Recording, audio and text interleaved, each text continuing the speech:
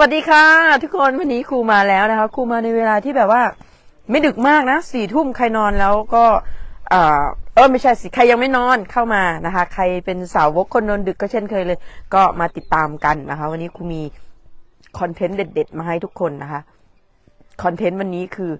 3สัญญาณเตือนนะคะ3สัญญาณเตือนว่า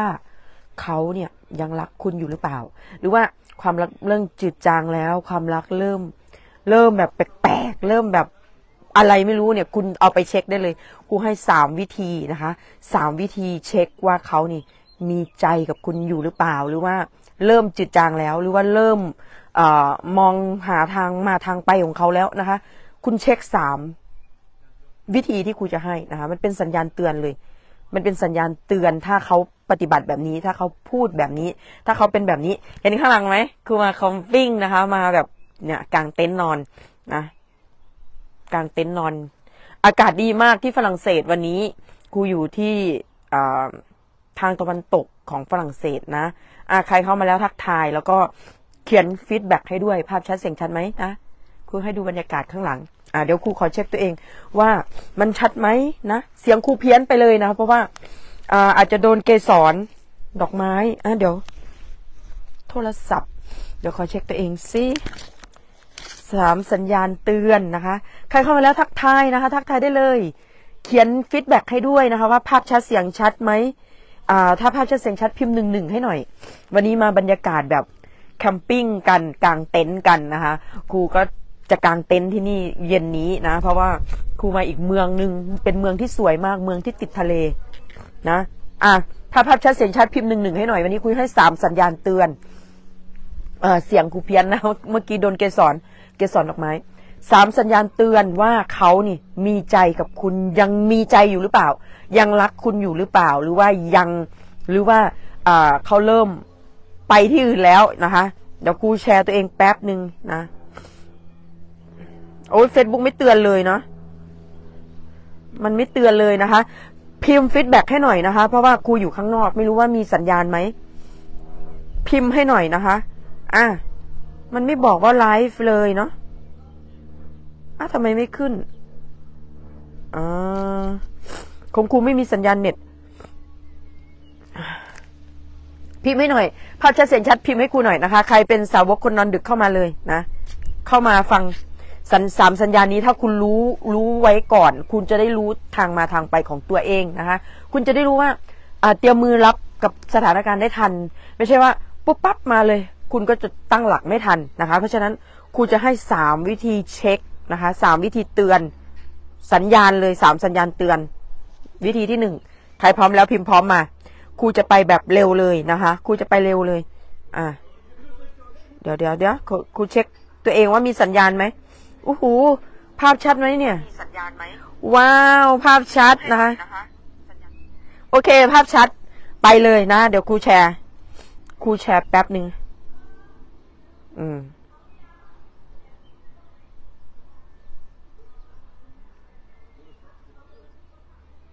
โอเค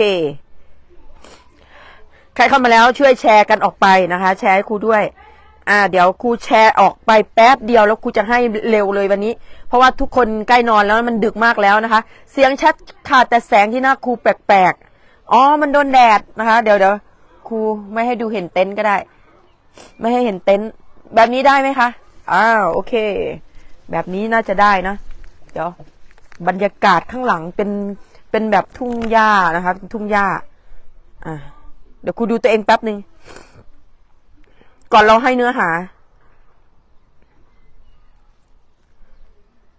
โอเคนะคะชัดนะชัดค่ะชัดเสียงชัดแต่หน้าครูแปลกๆโอเคนะคะใครเข้ามาแล้วทักทายได้เลยเน็ตสัญญาณเน็ตก็ไม่ค่อยมีด้วยโอเคเดี๋ยวครูแชร์แป๊บหนึ่งใครเข้ามาแล้วช่วยแชร์ไปด้วยนะคะแล้วใครมาครั้งแรกพิมพ์ครั้งแรกให้ครูเสียงดีภาพชัดเสียงชัดโอเคไปเลยนะคะเดี๋ยวครูแชร์แค่แป๊บเดียวเท่านั้นนะครูขอแชร์แป๊บเดียวแชร์แล้วเราไปเลยวันนี้ครูจะไปเร็วเพราะว่าไม่อยากรบกวนเวลานอนของทุกคนนะโอเคจะได้ไม่นอนดึกกันนะโอเคครูจะแชร์แค่10 วิแล้วเราเอาไปเช็คกันได้เลย3 สัญญาณเตือนนะ โอเคเพราะว่าคุณรู้ไหมหลายคนเจอปัญหาหลายคู่ครูเห็นมาเยอะเลยนะคะแม้กระทั่งตัวเองก็เคยเจอมาแล้วครูก็เลยอยากเอามาส่งต่อให้ทุกคนได้รู้ได้แบบรู้ทันกับสถานการณ์นี้คุณจะได้รับมือมันได้ทันนะคะคุณจะได้รับมือทันกับสถานการณ์โอเคเดี๋ยวครูแชร์ก่อนพิมพ์หัวใจมาส่งหัวใจมาแล้วก็พิมพ์แชร์ให้ครูด้วยนะเดี๋ยวครูแชร์แป๊บหนึ่งนะคะแป๊บเดียวค่ะ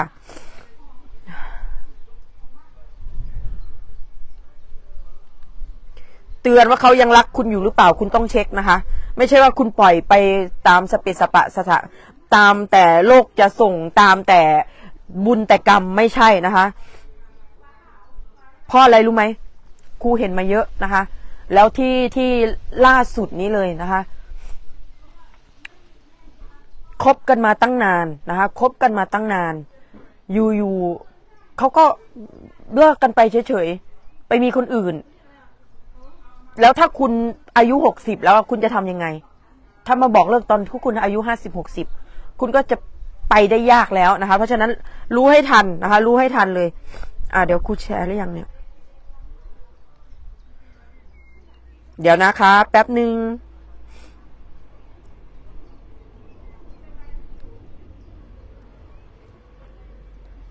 ครูแชร์แป๊บเดียวนะคะโอเคครูอาจจะพิมพ์ผิดเดี๋ยวครูไปแก้ทีหลังนะคะเพราะว่าครูแบบว่าแบบเร็วเลยครูแชร์แบบเร่งด่วนใครเป็นแบบนี้บ้างสถานการณ์ที่แบบว่าแฟนเริ่มเปลี่ยนไปแฟนของคุณเริ่มแบบแปลกๆทำตัวแปลกๆนะคะครูจะให้3สัญญาณเตือนนะคะ3สัญญาณเตือนทำไมครูมีน้ำมูกเนี่ย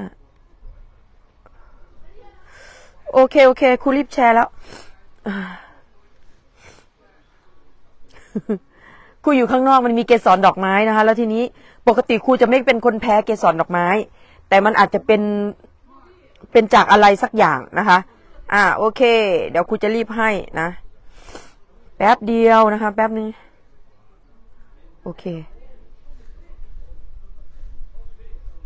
พิมพ์หัวใจมานะคะช่วงนี้เลยค่ะโอเคเดี๋ยวมาตรงเลยคุณวงโก้นะคะสวัสดีค่ะคุณวงโก้เดี๋ยวครูจะให้สัญญาณเตือนเลยสัญญาณที่ครูแชร์ไม่ไปแชร์ไม่มาช่วยแชร์ให้กันคนละ2แชร์นะคะวันนี้แชร์คนละ2แชร์เพราะว่าครูแชร์ไปไม่ได้โอเค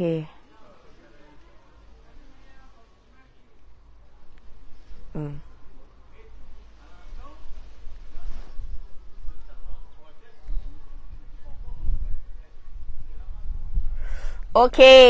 ใครอยู่ในสถานการณ์นี้พิมพ์มานะคะใครที่เป็นสถานการณ์นี้ที่ว่าแฟนเริ่มไม่เหมือนเดิมแฟนเริ่มเปลี่ยนไปหรือมันมีสัญญาณอะไรแปลกๆแล้วคุณรู้สึกคุณต้องจับเซนต์ตัวเองนะคะเดี๋ยวครูให้ดูเต็นท์นะคะเดี๋ยวให้ดูเต็นท์เดี๋ยวเราไลฟ์ไปดูเต็นท์ไปด้วยดีกว่าเพราะว่ามันจะได้เสพบรรยากาศนะคะเสพบรรยากาศแดดก็ส่องหัวมานิดนึงโอเคเดี๋ยวครูพิมพ์แชร์ครูพิมพ์แชร์แป๊บเดียวนะคะครูแชร์ไปที่กลุ่ม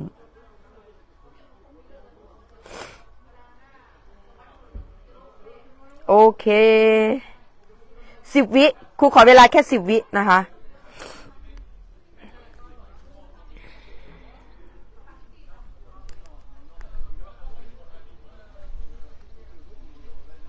ใครมีสัญญาณแปลกๆพิมพ์มาเลยนะคะเขียนเข้ามาได้เลยเขียนถามสดๆได้เลยนะ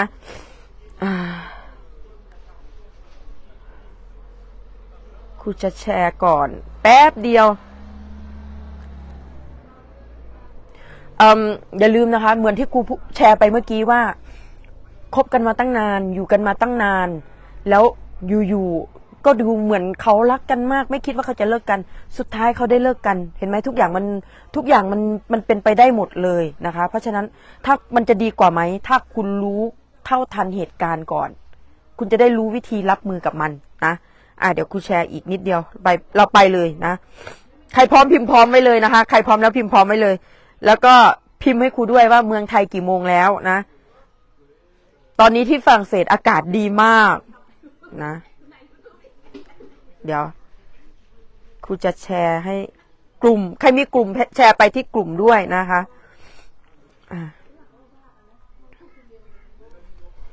แชร์ไปที่กลุ่มได้เลยครูแชร์เสร็จแล้วนะไปกันเลยนะคะไปกันเลย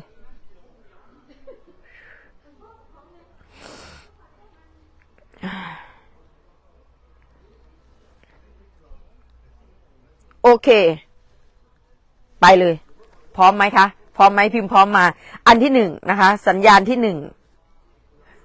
เดี๋ยวครูจะให้ทุกคนเห็นบรรยากาศเต็นท์ด้วยโอเคนะโอเคนะโอเคนะคะสัญญาณที่หนึ่ง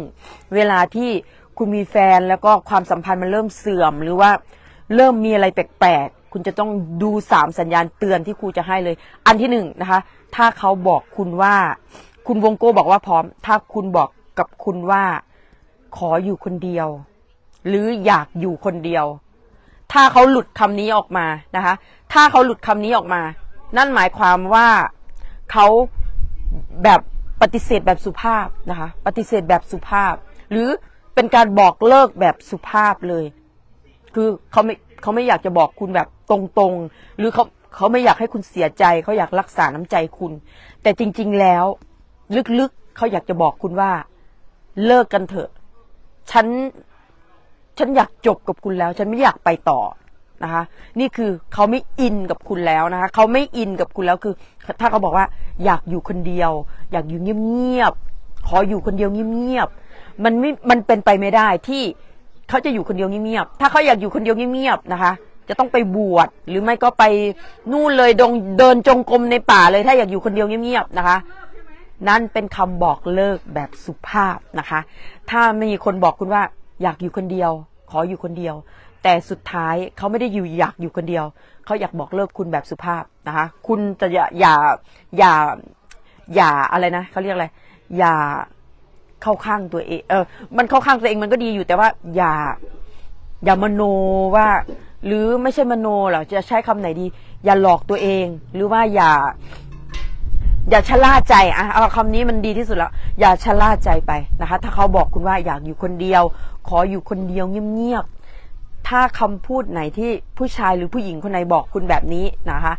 คุณจำไว้เลยว่าเขาไม่ได้อินกับคุณแล้วเขาไม่มีใจดีกับคุณหรือว่าเขาอยากอยู่เขาอยากไม่อยากไปต่อง่ายๆเลยเขาไม่อยากไปต่อนะคะเพราะฉะนั้นถ้าคำพูดนี้คือคุณจะต้องเอะใจแล้วนะคะเอะใจแล้วให้ถามตรงๆให้เคลียร์กันตรงๆเดี๋ยวครูจะให้วิธีแก้ท้ายไลฟ์นะคะท้ายไลฟ์หลังจากให้ครบ3ข้อแล้วถ้าครบ3ข้อแล้วครูให้วิธีแก้นะคะโอเคใครเจอแบบนี้บ้างนะคะใครเจอแบบนี้บ้างอยากอยู่คนเดียวขออยู่คนเดียวเป็นไปไม่ได้นะคะถ้าเขาอยากอยู่คนเดียวขออยู่คนเดียวนั่นคือต้องไปบวชต้องไปเดินจงกรมต้องไปจำศีลอยู่ที่วัดแล้วนะคะนี่คือไม่ใช่นะคะไม่ใช่อยากอยู่คนเดียวจริงๆเขาแค่อยากบอกเลิกแบบสุภาพเพื่อเขาอยากรักษาน้ำใจคุณเท่านั้นเองนะคะคุณจะต้องรู้ทางมาทางไปของตัวเองแล้วถ้าเป็นแบบนี้คุณจะต้องถามเขาตรงๆเลยถามคุยจับเข่าคุยกันนะคะจับเข่าคุยกันแล้วก็ถามว่ามีถ้าบอกให้เขาบอกมาตรงๆว่าคุณรับได้นะคะบอกมาตรงๆคุณรับได้คุณจะได้รู้ทางมาทางไปของตัวเองนะคะแล้วถ้ามันมีอะไรที่พอแก้ไขได้คุณก็พูดคุยกับเขาเลยว่าอันนี้ครูสอนในไลฟ์ก่อนนะคะว่าทำยังไงให้เขากลับมารักเราเหมือนเดิมทำยังไงให้เขากลับมามีใจกับเราเหมือนเดิมมันมีวิธีแก้อยู่นะไปฟังย้อนไลฟ์ก่อนนะเดี๋ยวไลฟ์นี้ครูจะให้3สัญญาณเตือน3วิธีเช็คว่าเขานี่ยังรักคุณอยู่หรือเปล่ามีใจอยู่กับคุณหรือเปล่าหรือว่ายังอินกับคุณอยู่หรือเปล่าหรือว่าเขาเลิกอินกับคุณไปแล้วนะคะก็สัญญาณที่1ก็บอกแล้วนะคะว่าถ้าเขาบอกว่าเขาอยากอยู่คนเดียวเงียบไม่อยากไปต่อแสดงว่าเขาไม่ได้อินกับคุณนะคะโอเคเช็คได้เลยนะโอเคต่อไปข้อที่2นะคะ วันนี้สอนเป็นข้อๆเลยเนาะข้อที่2ใครเก็ตฟิล์มเก็ตมานะคะข้อที่1ถ้าเขาบอกว่า อยู่คนเดียวเอาอะไรไหม มีคนมาแอบดูนะคะ อันที่สองนี่ให้เห็นเต็นท์ข้างหลังด้วยนะบรรยากาศดีอันที่สองนะคะถ้าอันที่หนึ่งอ่ะแค่อันที่หนึ่งนี้คุณก็ต้องเอะใจแล้วนะคะถ้าเขาบอกว่าอยากอยู่คนเดียวเงียบๆหรือว่าปฏิเสธนะคะเขาปฏิเสธที่จะมีคุณเขาไม่อินกับคุณแล้วนั่นเองถ้าเขาบอกว่าอยากอยู่คนเดียวเงียบๆนี่คือไม่ใช่แล้วนะคะไม่ใช่แล้วอันที่สอง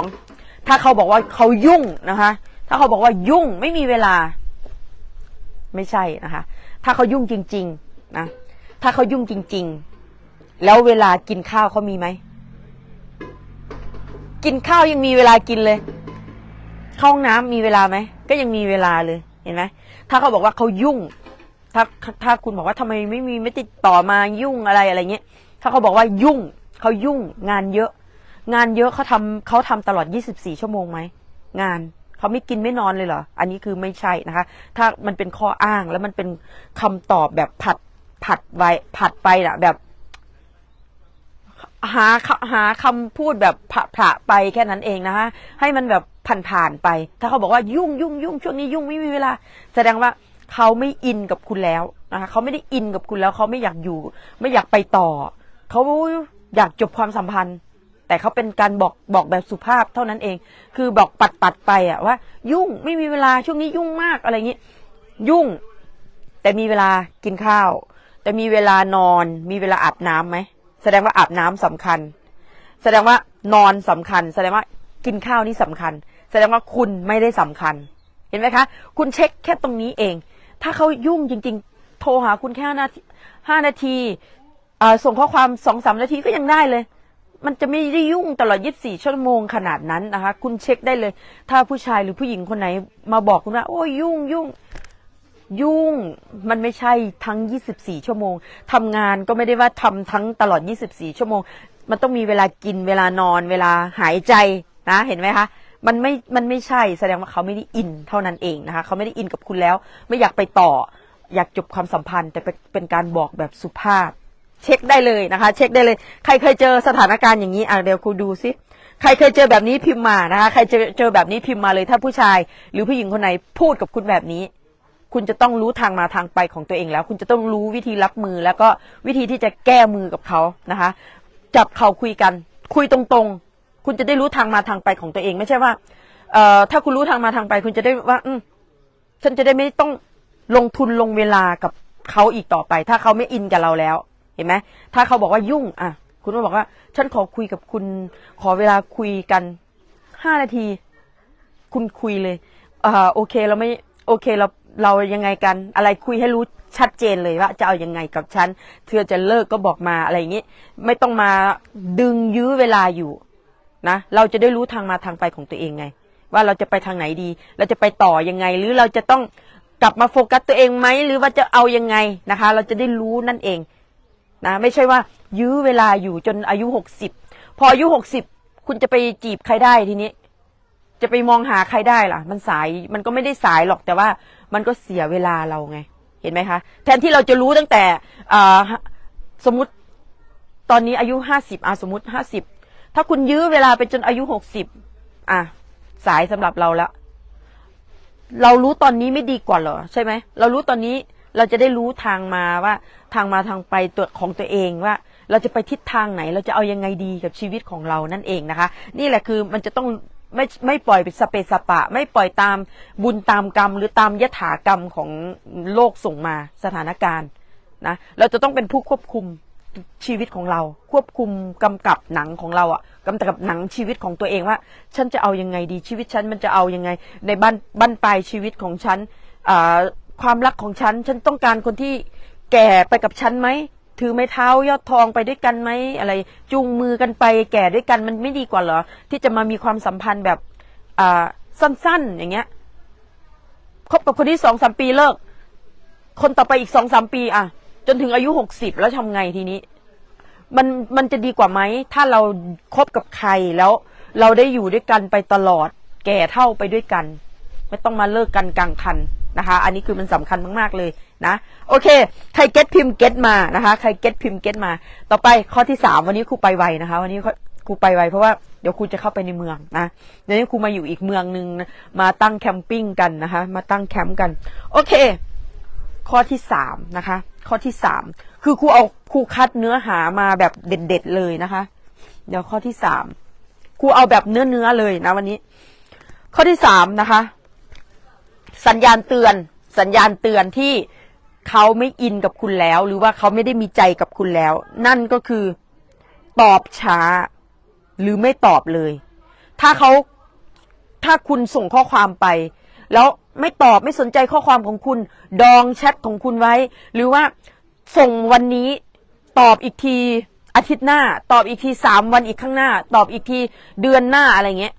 บางทีตอบปีหน้าเลยก็มีอันนี้พูดให้ตลกนะเนี่ยคือเขาไม่อินกับคุณแล้วนะคะเขาไม่ได้อินกับคุณแล้วเขาไม่ได้สนใจข้อความของคุณเขาไม่ได้สนใจว่าคุณจะเป็นตายร้ายดียังไงเขาไม่ได้สนใจว่าจะมีคุณในชีวิตคุณไม่ได้เป็นคนสำคัญสำหรับเขาเลยแล้วแต่แล้วเขาไม่อยากไปต่อที่สำคัญเขาไม่อินกับคุณแล้วเขาไม่อยากไปต่อก็คือฉันไม่ตอบมีอะไรไหมอะไรเงี้ยแล้วแต่จะอยู่จุดไหนของโลกคุณจะอยู่จุดไหนของชีวิตเขาไม่สนใจเขาไม่ได้สำคัญกับเขาเห็นไหมเพราะว่าเช็คจากนี้ได้เลยข้อความไม่ตอบดองแชทตอบถามวันนี้ตอบปีหน้าถามวันนี้ตอบอีก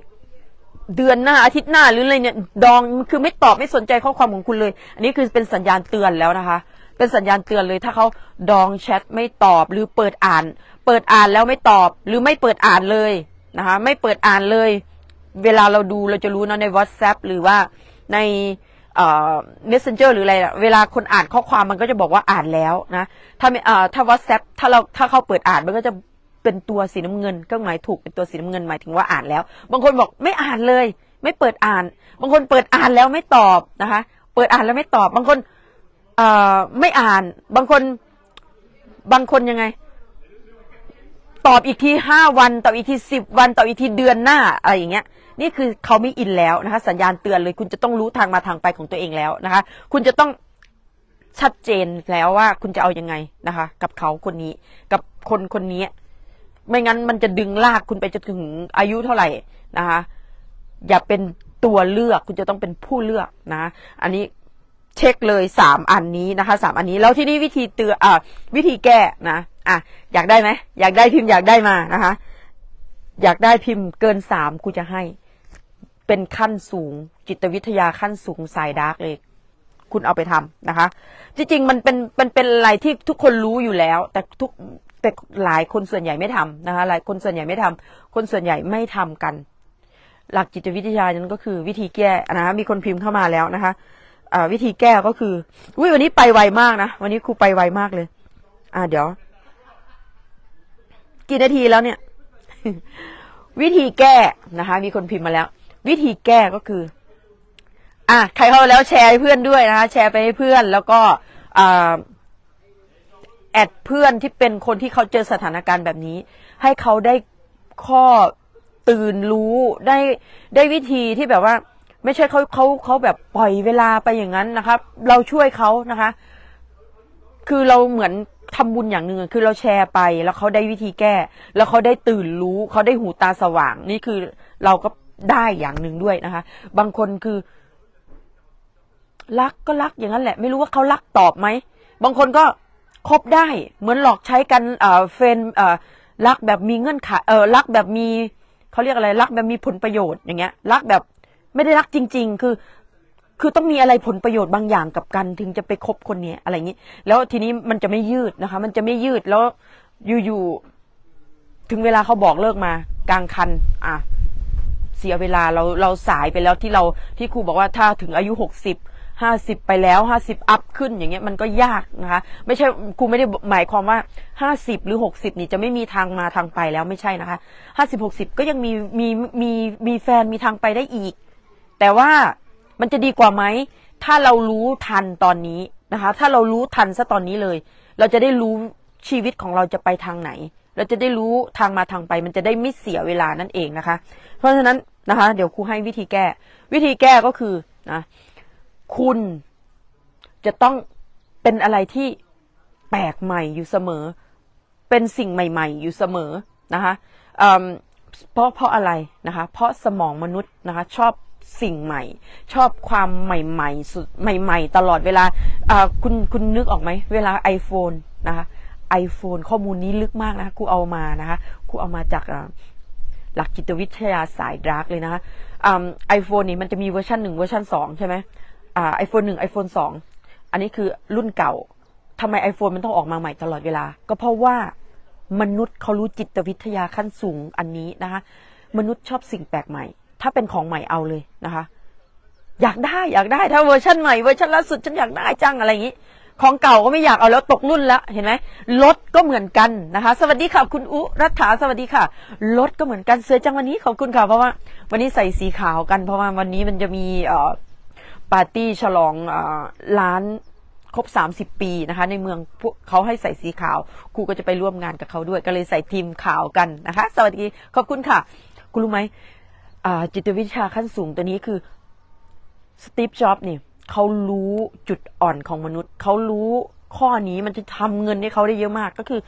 สมองของมนุษย์นี่ชอบสิ่งใหม่ชอบอะไรที่แปลกใหม่อยู่เสมอชอบอะไรที่เป็นใหม่ๆก็เพราะว่ามนุษย์เบื่อง่ายนะคะสมองของมนุษย์นี่เบื่อง่ายแล้วมันเหนื่อยเร็วขี้เกียจคิดไม่คิดเยอะแล้วอะไรเงี้ยถ้าเป็นของใหม่เอาเลยเห็นไหมถ้าเป็น iPhone รุ่นใหม่มาเอาแม้กระทั่งบางทีเงินเดือนเราไม่ถึงบางคนก็ไปผ่อนอะไรก็มีนะคะเนี่ยคือมนุษย์จะดิ้นรนเอามาให้ได้ถ้าเขาอยากได้สิ่งนั้นเพราะฉะนั้น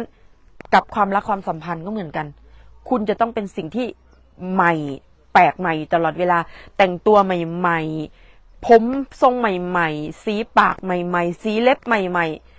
ๆคูลไลฟ์ไปวันก่อนนะคะใครที่อยากให้ความรักเหมือนเดิมใครที่อยากให้คนกลับมารักคุณเหมือนเดิมหรืออยากให้เขารักเรามากขึ้นหรือว่าอยากดึงคนรักเก่ากลับมาหรืออะไรก็ตามคุณจะต้องเป็นเวอร์ชั่นใหม่นะคะนี่คือวิธีแก้คุณจะต้องเป็นเวอร์ชั่นของคุณแต่เป็นเวอร์ชั่นที่ใหม่ตลอดเวลาคุณมันก็ไม่ได้ยากนะคะแต่เราก็ไม่ได้ทำเพื่อคนอื่นนะเราทำเพื่อตัวเองเวลาเราใหม่เวลาเราใส่อะไรใหม่ๆเสื้อผ้าใหม่ๆรู้ไหมมันจะมีพลังคุณเคยเป็นไหมเวลาเราได้เสื้อผ้ามาใหม่นี่เราจะใส่แล้วเรารู้สึกว่าเหมือนเราเป็นตัวตนคนใหม่อ่ะเรารู้สึกว่าเราเฟรชเรามีพลังนั่นแหละคือสมองของมนุษย์มันเป็นแบบนั้นคุณลองไปสังเกตตัวเองดูแล้วกับความรักความสัมพันธ์ก็เหมือนกันคนไหนที่แต่งตัวเดิมๆทำสิ่งเดิมๆพูดแบบเดิมๆกินแบบเดิมๆความรักจะเริ่มเขาจะเริ่มไม่อินแล้วความรักจะเริ่มมีปากมีเสียงกันแล้วโดยไม่รู้สาเหตุหายใจก็ยังผิดเลยนะคะพูดอะไรมาก็ผิดหูไปหมดนี่คือมันเริ่มโดยที่ไม่รู้ตัวนะคะสมองของมนุษย์มันจะเป็นแบบนี้พอเห็นเก่าเห็นไหมทำไมไปมีแฟนใหม่ก็เพราะว่าเบื่อของเก่าไงเบื่อสิ่งเก่าๆแล้วเราไปด่าเขาได้ไหมเขาก็มีสิทธิ์เลือกนะคะบางคนก็ไปด่าเขาด่าเพื่อให้เขาสำนึกไม่มีใครผิดใครถูกแล้วเขาก็ไม่ได้สำนึกด้วยนะคะเพราะว่าเขาก็มีทางเลือกของเขาก็มีสิทธิ์เลือกนะเหมือนครูวันนี้ครูไปรัวมากนะเหมือนเราไปกินข้าวร้านอาหารร้านนางเอร้านเอกับร้านบีนี่ทำอาหารแปลกใหม่ตลอดเวลาคิดค้นเมนูใหม่ๆตลอดเวลาแต่ร้านเอนี่ทำแต่เมนูเดิมแล้วลูกค้าก็ไปกินร้านนู้นแล้วคุณจะไปด่าลูกค้าว่าเลวว่าชั่วไหมนะคนที่ไปมีแฟนใหม่ก็เหมือนกันคุณไปด่าว่าเขาเลวเขาชั่วเขามากเขาสารเลวอะไรคุณไปด่าเขาแบบนี้แล้วบางคนไปด่าแบบนี้ด้วยนะแล้วก็โพสต์ด่าช่วยกันลุมด่าญาติพี่น้องลุมด่ากันอะไรอย่างนี้มันก็ไม่มีประโยชน์นะคะแทนที่คุณจะมาแก้ที่ต้นเหตุก็คือตัวคุณคนส่วนใหญ่จะมองไปแก้ที่อื่นหมดเลยแต่จริงๆแล้วตัวคุณเป็นต้นเหตุของทุกอย่างนะคะของปัญหาทุกอย่างเลยของทุกสิ่งทุกอย่างที่เกิดในชีวิตของคุณไม่ว่าจะแฟนนอกใจแฟนบอกเลิกแฟนเริ่มไม่อินความสัมพันธ์เริ่มเสื่อมทุกสิ่งทุกอย่างมันเกิดจากตัวเราหมดเลยนะคะถ้าใครเก็ตพิมพ์เก็ตมานะคะแล้วร้านอาหารเมื่อกี้เปรียบเทียบให้เห็นคือถ้าลูกค้าน่ะเปลี่ยนใจเบื่อแล้วร้านนี้ไปกินร้านใหม่ๆไปกินร้านเอไปกินร้านบีคุณจะไปด่าลูกค้าว่าเขาชั่วเขาเลวไหมไม่กล้าไปด่านะคะเพราะว่าลูกค้าเขามีสิทธิ์เลือกเพ ราะว่าร้านเอนี่เขามีเมนูใหม่ตลอดเวลาเขาคิดค้นเมนูที่แบบไม่ซ้ำซากจำเจความรักความสัมพันธ์ก็เหมือนกันครูถึงยกตัวอย่างให้เห็นชัดนะคะความรักความสัมพันธ์ก็เหมือนกันที่ครูบอกว่าคบกันนานไปแล้วบางคนก็บอกว่าหมดช่วงโปรโมชั่นจริงๆแล้วมันไม่มีโปรความรักที่ใช่มันจะไม่มีโปรครูบอกหลายครั้งแล้วนะคะว่าความรักที่ใช่มันไม่มีโปรมันอยู่ที่ตัวเราเท่านั้นเลยแล้วที่วันนี้ไปเร็วมากนะคะแล้วที่คนเริ่มทะเลาะกันคนเริ่มไม่อินด้วยกันความรักเริ่มไม่อินแล้วความสัมพันธ์เริ่มเสื่อมหรือว่าเริ่มมีปากมีเสียงกันเริ่มหายใจก็ผิดพูดอะไรมาก็ผิดหูผิดไปหมดเลยเห็นไหมก็เพราะว่าสมองของมนุษย์มันชอบความแปลกใหม่มันชอบความเฟรชอยู่ตลอดเวลาเห็นไหมมีแฟนใหม่เขาก็เลือกแฟนใหม่แฟนเก่าก็เป็นของเก่าไปแล้วนอกจากวิธีแก้ที่คุณจะปรับตัวเองขึ้นมาใหม่นะคะเป็นเวอร์ชั่นใหม่นี่คือวิธีแก้ที่ครูให้นะคะของวันนี้ของไลฟ์วันนี้เลยคือคุณจะต้องแก้ด้วยการเป็นเวอร์ชั่นใหม่ของคุณเวอร์ชั่นที่เขาไม่เคยเห็นใครอยากดึงแฟนเก่ากลับมาเอาคีย์นี้ไปทำเลยนะคะใครอยากให้แฟนเก่าเสียดายคุณเอาคีย์นี้ไปทำเป็นเวอร์ชั่นใหม่เวอร์ชั่นที่ดีที่สุดของคุณเปลี่ยนการแต่งตัวใหม่ๆทรงผมใหม่ๆการพูดการจาแบบใหม่การกินการเป็นคนใหม่แล้วเขาจะมองคุณแบบที่ไม่ใช่คนเดิมคนเดิมที่เป็นคนเคยบ่นเคยกลด่าคนนั้นคนนี้ด่าแฟนหรือว่าเป็นนางร้ายหรืออะไรก็ตามที่เขาไม่ชอบเปลี่ยนใหม่ไม่ได้เปลี่ยนเพื่อเขานะเปลี่ยนเพื่อตัวคุณเองนะคะแล้วทีนี้ ภาพมันยังชัดอยู่ไหมเนี่ยแล้วลองไปทำเป็นเวอร์ชั่นใหม่เขาจะลิงก์หน้าคุณเป็นคนใหม่ที่เขาจะลืมภาพลักษณ์เก่าๆของคุณภาพลักษณ์แย่ๆภาพลักษณ์ที่เขามองคุณไม่ดีแล้วนะคะเพราะฉะนั้นอยากดึงเขากลับมาหรือว่าอยากได้แฟนใหม่อยากได้แฟนเก่ากลับมาอยากได้ไม่ว่าแฟนใหม่แฟนเก่าอะไรก็ตามไปปรับซะนะคะไปปรับเวอร์ชั่นไปปรับภาพลักษณ์ปรับตัวเองเป็นคนใหม่เหมือนครูเคยไลฟ์ครั้งหนึ่งนะคะว่าทำไมไดโนเสาร์มันสูญพันธุ์รู้ไหมเพราะว่ามันไม่ยอมปรับตัวความรักความสัมพันธ์ก็เหมือนกันถ้าคุณไม่ยอมปรับตัวความรักมันก็ต้องสลายไปมันก็ต้องเสื่อมมันก็ต้องไม่มีมันไม่เป็นอมตะนะมันอยู่ที่เราคุณจะรู้วิธีที่จะรักษามันรู้วิธีที่จะบริหารความรักความสัมพันธ์ของคุณเพราะฉะนั้นจงเอาคีย์นี้ไปทำนะคะเปลี่ยนตลอดเวลาเปลี่ยนเสื้อผ้าเปลี่ยนการแต่งตัวเปลี่ยนสีสันเคยใส่แต่สีดำก็เปลี่ยนมาใส่สีสันบ้างนะคะใส่สีสันบ้างใส่อะไรบ้างแบบนี้นะโอเคไหมคะใครเก็ตไหมถ้าไม่เก็ตเขียนคำถามเข้ามาได้เลยนะคะครูพูดกี่นาทีแล้วเนี่ยว้าวแป๊บเดียว30 นาทีแล้วโอเคนะอย่าลืมไปฟังทวนนะคะใครมาที่หลังก็เข้าไปฟังทวนเอาแล้ว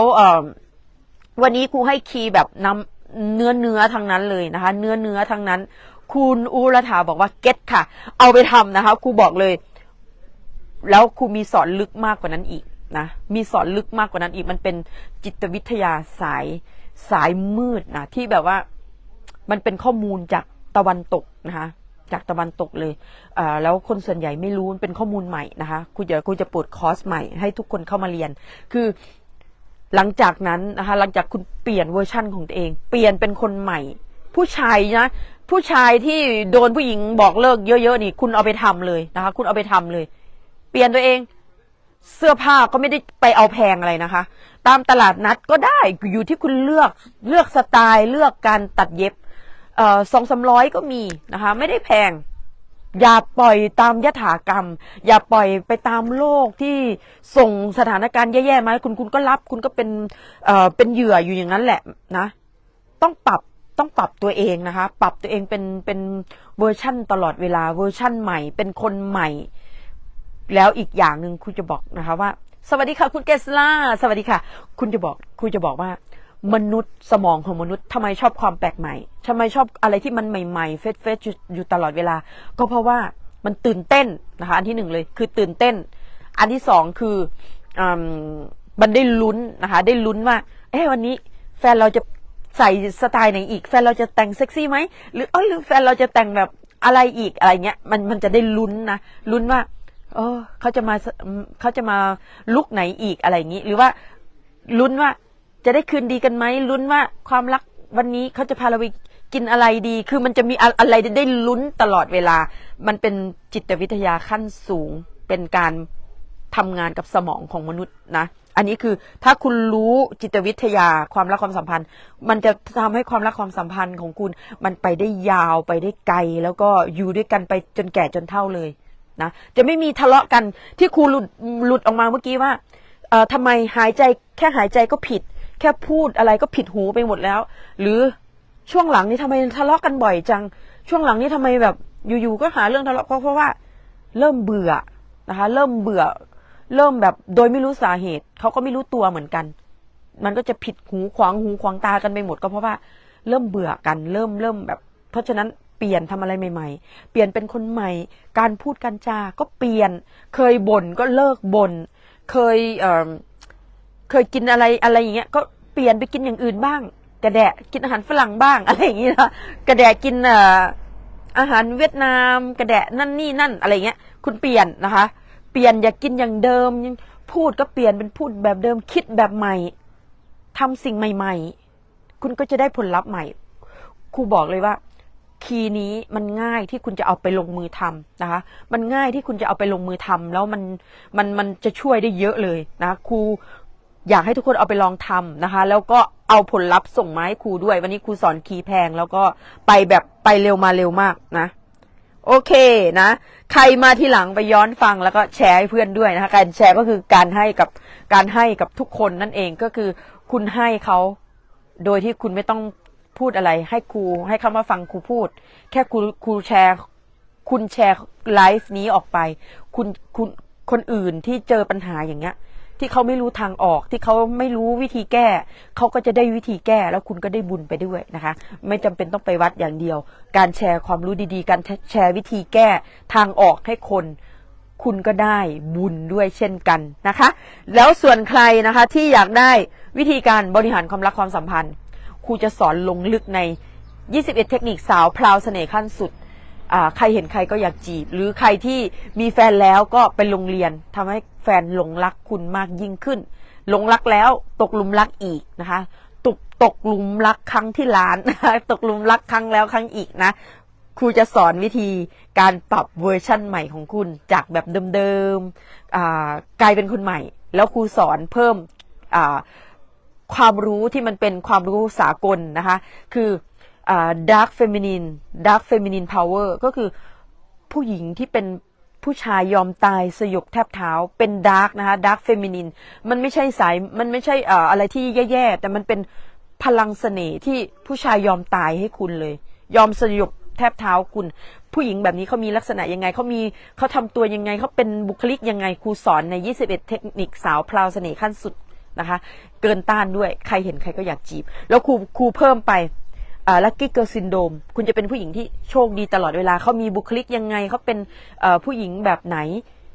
ที่ผู้ชายอยากปกป้องอยากทนุถนอมอยากเข้าไปเป็นฮีโร่ของเธออะไรอย่างนี้นะคะครูจะสอนใน21เทคนิคสาวพราวเสน่ห์ขั้นสุดใครอยากได้นะคะครูยังให้ราคาพิเศษ 3,900 บาทนะคะจากไลฟ์นี้จากราคาเต็ม 9,900 บาทครั้งหน้าปรับราคาเพราะว่าเดี๋ยวครูจะสอนพร้อมกันอาทิตย์หน้านะคะอาทิตย์หน้านี้ครูยังไม่ได้ลงโปสเตอร์เลยนะแต่ว่าครูเอามาลงในไลฟ์ก่อนแล้วครูจะเพิ่มวิธีการเขียนโจนั้นเขียนสิ่งที่คุณไม่ชอบกับสิ่งที่คุณชอบแล้วมันจะรู้ว่าคุณจะชัดเจนกับตัวเองว่าอะไรที่คุณอยากได้อะไรที่คุณไม่อยากได้นะคะครูสอนลงลึกในนั้นแล้วเทคนิคอื่นๆอีกที่ทำให้คนกล้ามาจีบคุณบางคนเป็นคนสวยนะแต่ผู้ชายไม่กล้ามาจีบครูจะให้เทคนิคนะคะเป็นหลักจิตวิทยาเลยทำยังไงให้เขามาจีบเราทำยังไงให้เขากล้ามาขายขนมจีบกับคุณอะไรอย่างนี้นะครูจะสอนคุณแค่มาเอาวิธีนะคะลงทะเบียนแล้วเข้ามาเรียนแค่นั้นคุณไม่ต้องคิดเยอะอะไรเลยนะคะเดี๋ยวคุณจะได้สละโสดนะสละโสดแล้วก็มีโมเมนต์ได้มีคนมาขอออกเดทมีโมเมนต์คนมาชวนกินข้าวขายขนมจีบอะไรอย่างนี้นะคะคุณจะได้โมเมนต์นั้นนะครูจะสอนคุณแล้วคุณจะนึกไม่ถึงเลยว่าแบบนี้ก็ได้ด้วยเหรออะไรเงี้ยแต่มันเป็นหลักจิตวิทยานะโอเคไหมคะโอเควันนี้ครูไปแล้วไปแบบสั้นๆนะคะส่วนใครเมื่อกี้ครูหลุดปากมามันไม่ชัดเนาะครูหลุดปากมาว่าแต่ครู เกือบสอนแล้วนะคะเมื่อกี้นี่เกือบสอนแล้วแต่ว่าครูจะไปสอนใน21เทคนิคสาวพราวเสน่ห์ขั้นสุดคือมันจะมีจิตวิทยาขั้นสูงอีกในนั้นเรื่องของการอันนั้นมันจะสามารถดึงแฟนเก่ากลับมาให้ได้ด้วยแล้วก็มันจะสามารถคนที่โดนบล็อกเขาก็จะปลดบล็อกคุณนะคะหรือคุณบล็อกเขาอยู่ก็ไปปลดบล็อกซะเดี๋ยวครูจะมาสอนลึกในไลฟ์หน้านะวันนี้ครูขอตัวไปก่อนขอให้ทุกคนนะคะเอาไปทำแล้วส่งผลลัพธ์มาให้ครูด้วยนะที่ครูสอนตั้งแต่ต้นไลฟ์เลยวันนี้คีย์แพงมากไปย้อนฟังนะคะแล้วก็แชร์ให้เพื่อนใครเข้ามาทีหลังก็เขียนคอมเมนต์ให้ด้วยนะคะวันนี้ขอบคุณทุกคอมเมนต์ที่น่ารักแล้วก็ทุกการติดตามและก็ขอให้ทุกคนนอนหลับฝันดีเจอกันในไลฟ์หน้านะคะรักๆทุกคนขอบคุณทุกคอมเมนต์ด้วยนะคะทุกหัวใจด้วยไปแล้วบ๊ายบายเจอกันไลฟ์หน้าค่ะ